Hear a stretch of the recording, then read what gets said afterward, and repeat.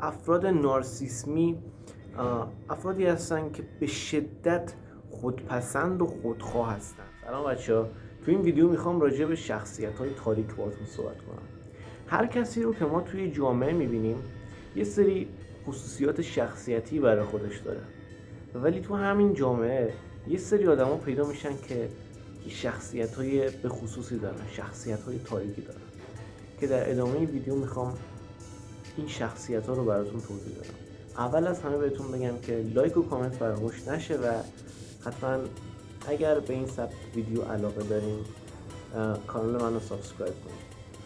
خب اولین شخصیتی که میخوایم بررسی کنیم شخصیت نارسیسم است. افراد نارسیسمی افرادی هستن که به شدت خودپسند و خودخواه هستن و هیچ چیز به جز خودشون براشون اهمیت نداره و اگر با شما دوستی و معاشرتی میکنن فقط به دلیل اینه که بتونن به اهداف خودشون برسن و اگه کسی براشون سودی نداشته باشه به راحتی اونو کنار میذارن و فقط برای اینکه به اهداف شخصی خودشون برسن.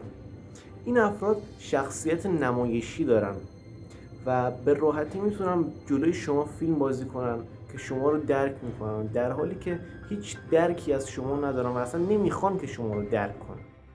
افراد نارسیسمی با شخصیت نمایشی که دارن به سادگی میتونن بقیه رو فریب بدن و ازشون سوء استفاده کنن. دومین شخصیتی که میخوام بررسی کنم شخصیت سادیست هستش.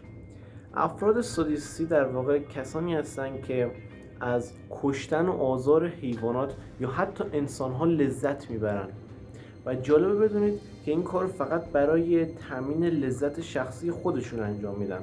دوست دارن خودشون در رأس قدرت باشن و به دیگران دستور بدن و اونا رو تحقیر کنن. برای رسیدن به این هدفشون حتی حاضرن از خشونت هم استفاده کنن. خیلی از این افراد معمولا توی دارک وب مشغول دیدن فیلم‌های شکنجه هستن و حتی به این کار اعتیاد هم پیدا کردن. دوست دارن خودشون در رأس قدرت باشن و به دیگران دستور بدن و اونا رو تحقیر کنن. برای رسیدن به هدفشون حتی حاضرن از خشونت هم استفاده کنن و خیلی هاشون توی دارک وب مشغول دیدن فیلم‌های شکنجه هستن برای اینکه بتونن همون لذتی که دنبالش هستن رو تامین بکنن. شخصیت بعدی شخصیت مادام پرفکشنیست است. افرادی که این شخصیت رو دارن دوست دارن همیشه در همه جنبه‌های زندگیشون کامل و بی‌نقص باشن و دوست دارن همه کارا رو به شکل عالی انجام بدن و همیشه مورد تحسین بقیه باشن. شخصیت مادام پرفکشنیست به دلیل کمالگرایی افراطی که داره میتونه هم برای خودش و هم برای دیگران فشار و استرس زیادی ایجاد کنه. این شخصیت رو توی دانش آموزای کنکوری زیاد میبینیم که به خاطر فشار درس و کنکور استرس و اضطراب زیادی برای خودشون ایجاد میکنن. خب اینم از این ویدیو. شخصیت‌های تاریک دیگه هم وجود دارن که من فقط 3 تاشو توضیح دادم.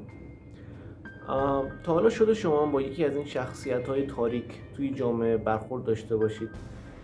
تجربه شخصی خودتون رو تو کامنت ها بهم بگید و همچنین بهم بگید که دوست دارید بیشتر در چه زمینه‌هایی ویدیو بسازم براتون. و دیگه چی؟ دیگه هیچی. بای بای، خداحافظ.